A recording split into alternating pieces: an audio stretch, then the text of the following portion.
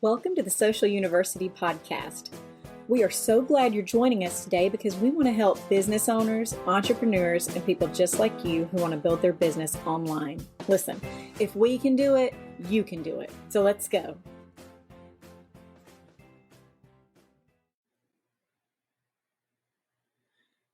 Is your social media presence representing your company as well as it could be?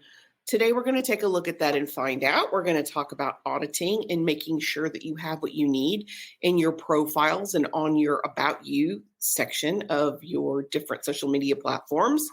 And let's go ahead and get started. I like to do planning and preparation in January because I think it's a great reset for the year.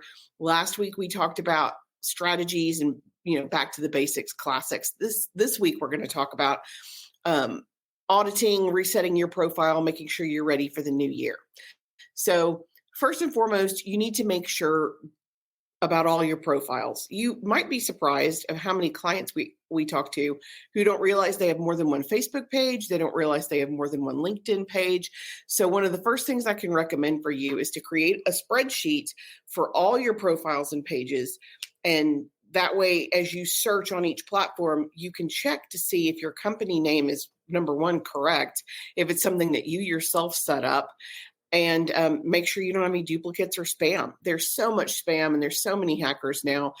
You need to check this on the regular because somebody can have a spoof of your page and you don't even know it until you go look on the platform to see what's there. Number two, you want to check your username and your URLs on every platform. We are Stay Social U across all platforms, which makes it easy to find us everywhere.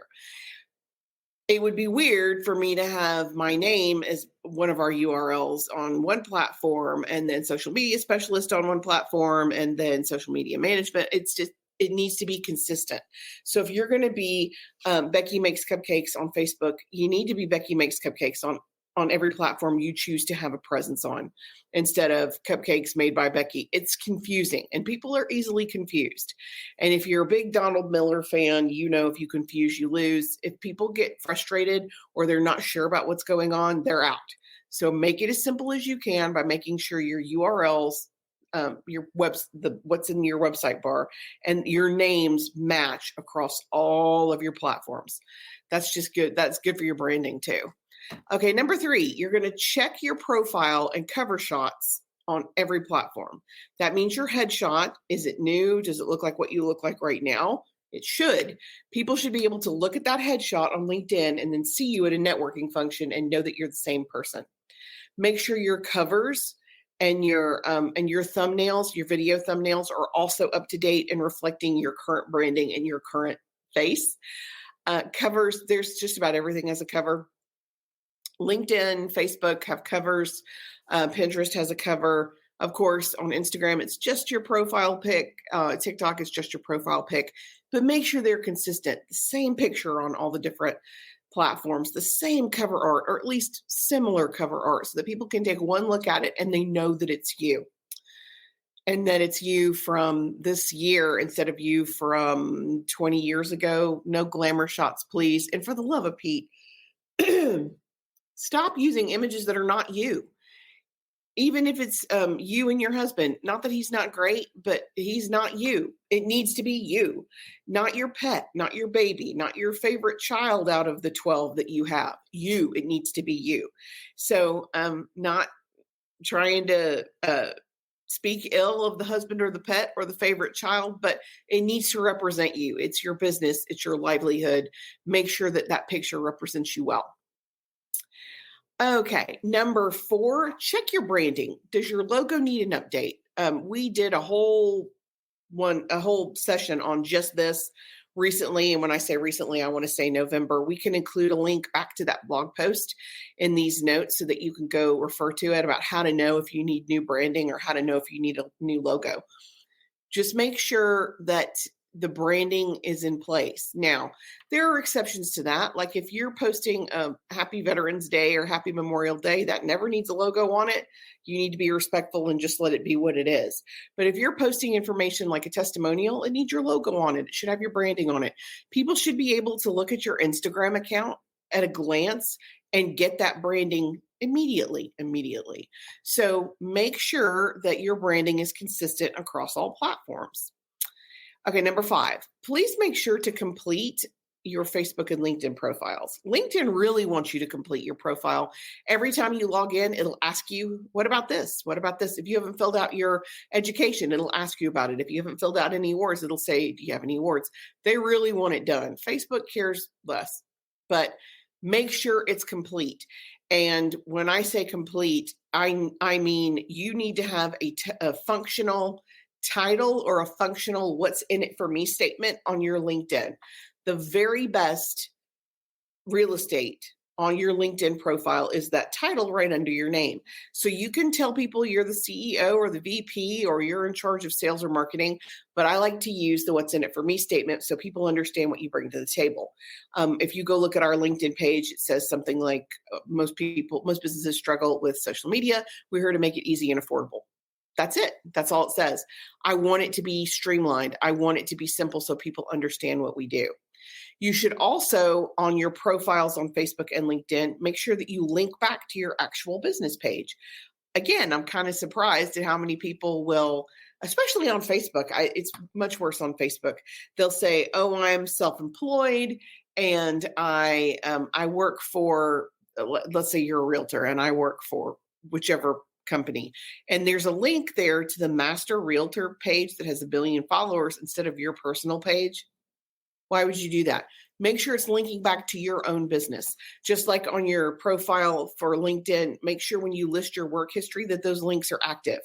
Don't have a page for your own business on LinkedIn? Make one. It's important that you make one. Also, it's very helpful for your SEO. So that's something you want to tune into. Just that's a huge pet peeve for me, is to go to somebody's profile when I'm trying to find their business page, especially if their branding's inconsistent, and you click on the link and it doesn't take you anywhere. It takes you to an empty page that says self-employed. Nope, absolutely not. Check your contact information for accuracy. Is your phone number up to date? Is your email current? Is it the email that you want publicized? Make sure that information is easily and readily available. People don't have a ton of patience, and if they can't find how to get you, they're not going to get you. So give them each opportunity as easily as you can and as streamlined as you can. And you need to cater to the people who are looking for you. If your audience is over 55, you have to have a phone number. Those folks want to pick up a phone. If your audience is under 25, you have to have an email or a chat feature so that that audience can communicate with you better.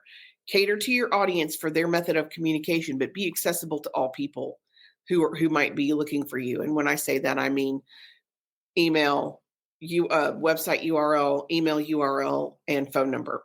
Just make it as easy as possible. And of course, you want to check your privacy settings, make sure they're as secure as possible. I am going to do a video this week about the seriously chronic issue we're having right now with hackers and spammers, which is just nuts. I'm doing that this week as a tip of the week. If you subscribe to our newsletter, you get it. There's no charge. It'll come right to your inbox. But there's some things you need to know that you need to do in order to protect yourself there. And we're going to get into it this week.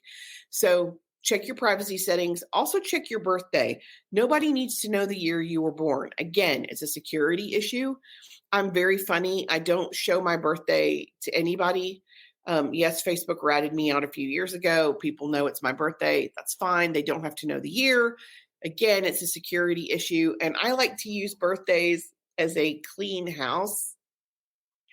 So Facebook gives you notifications. Hey, it's this person's birthday. So I look at those every day. And if it's someone I don't communicate with or someone I don't know in real life or someone I'm not familiar with, I use that opportunity to unfriend them, which really, really doesn't sound great when you say it out loud. But you don't want to have a bunch of weird folks who you don't know connected to you and getting your personal information on Facebook. And that just gives you an opportunity to check them one at a time instead of trying to go through 1,000 connections, which takes forever.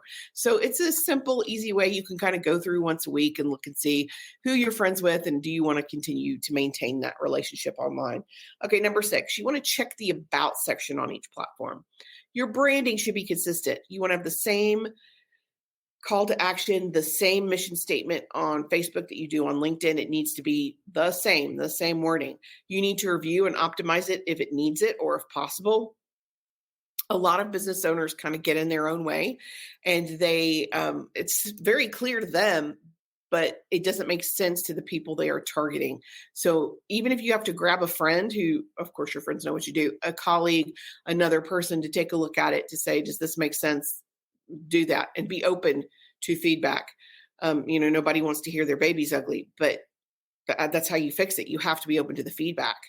Verify your contact information and your action items. Again, is your email accurate and correct? Is it an email that you want representing your company? And when I say, is it an email you want representing your company, make sure it's branded. Gmail has enough business without yours. Make sure it's your URL. Like mine is Karen@YourSocialYou. That is my email. That is the way to reach me. That's our branded email that's on everything. That's, it wouldn't make sense for me to have a Gmail listed. Make sure that your website's correct. Make sure that your phone number is correct. Make sure your hours of operation are correct. COVID messed up a lot of hours of operation, and I'm shocked at how many businesses didn't go back in and correct it. They're just still listed as. Make sure it's right. Check all of the information. Go ahead and all the listed links, make sure that they go where they need to go. Again, in your profile, in your about section on all of your platforms, click through and make sure those links are correct. We've had broken links before. It happens to everybody. It's embarrassing when a customer points it out. Hey, I clicked on this link. It didn't go anywhere. Yikes. Make sure it goes where you want it to go. And complete your entire summary on LinkedIn. That is just priceless real estate. It's your opportunity to tell people exactly what you do with your own words, especially keywords. And again, LinkedIn is super Google friendly. So make sure you're completing that information so that people have a complete understanding of what your organization and what you specifically bring to the table, so that you can really, really tap into that keyword section. Again, Google is very friendly to LinkedIn. They tend to favor LinkedIn and Twitter. Yeah, I'm not going to call it X. I'm going to call it Twitter. So make sure that those words are representing you well. And LinkedIn has a robust search engine on their own. So if you're looking for social media management, our company should pop up just based on the summary. Okay, number 7. Check your hashtags. This is something that should be done quarterly, not annually. But if you only do it once a year, for the love of Pete, do it. You should have representations of 3 varieties of hashtag. You should have those that are broad, that engage on a higher level, like hashtag social media life or social media manager, that have a ton of engagement. You need the medium ones that are more unique to what you do, like hashtag social media agency or social media management, because that's unique to us. And then those that are specific to your company, hashtag stay social, hashtag Karen Taradas, very specific to you. So 3 versions of hashtags, but make sure that your base, your core hashtag use, they're up to date. And I am begging you, check them all. Again, with hackers and spammers, people will squat on a hashtag, and there are certain topics in this world you don't want associated with your business. Adult topics, you know what I'm talking about. Make sure that those hashtags represent you well. And we have customers all the time who will use hashtags they think are perfectly innocent that are not. And we have folks who will use like the hashtag love. It gets millions of hits on Instagram, but it's not what you're looking for. It's not, I promise you, it's not what you're looking for. And it's so broad, it's going to make you almost impossible to find. So quit messing around. Hashtag, quit messing around. Stop making them up as you go. Check them all and make sure that they're exactly what they need to be. You're using their correct number on each platform. You're using them on the platforms that require them, and that they're functional on the platform where you are. Check your hashtags. Number 8, check your insights and analytics. Every single platform has a version of insights and analytics where you can go look and see what is working and what's not working. And I will very cautiously tell you, abandon a platform. That's difficult for me too. When you have done all this work, you don't want to abandon it. But if you're spending 2 or 3 hours a week on Pinterest and you're getting no engagement, and you're spending less time on Instagram and you're getting a ton of engagement, you need to know that. You need to know, take a look at your Google Analytics and see what terms people are searching to get to you. What social media platforms are they clicking through to get to you? You have to check that stuff to see what's working so you can repeat it. If you need to delete a platform or post less on a platform, this is how you know that, is by checking your analytics.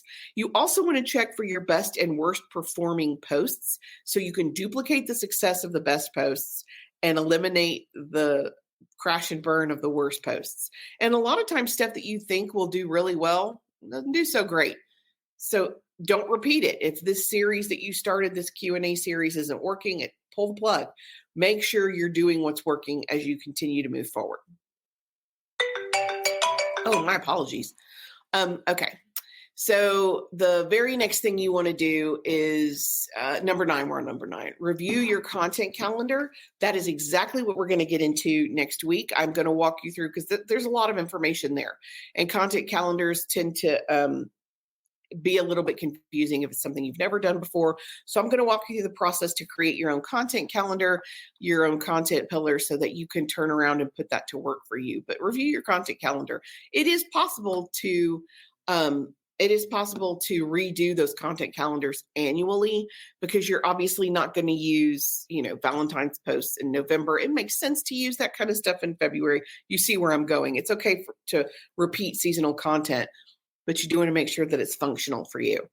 Number 10, check out your competition. It's okay to check them out. Don't dwell on it. Checking out your competition is, it can be overwhelming, and nobody needs to invite imposter syndrome into their life. And I will look at something somebody else is doing and be like, oh yeah, why aren't we doing that? Serve yourself, because a lot of times you do want to see what your competition is doing, but you don't want to get caught in the trap of comparing yourself to your competition, because they may be a year ahead of you. Compare yourself to you. How far have you grown since last year? But yes, it's a good idea to know what your competition is doing. So do take a look at it, but don't stay there. Number 11, you want to review your follow and clean them up. Remove or unfollow. And when I say that groups, I mean groups. If you're in a group that doesn't make sense, get rid of it. If you are in a group that has a lot of spam content, opt out. Again, it needs to work for you. And the only way for you to know that is to take a closer look at it to see if it's benefiting you. And then, of course, seriously, at least once a year, you need to check your social media icons on your website. Make sure you have social media icons on your website, and make sure when you click on them, they go where they need to go. Your LinkedIn icon, if you have a business page, needs to go to your business page instead of your profile. Make sure that's where it's going.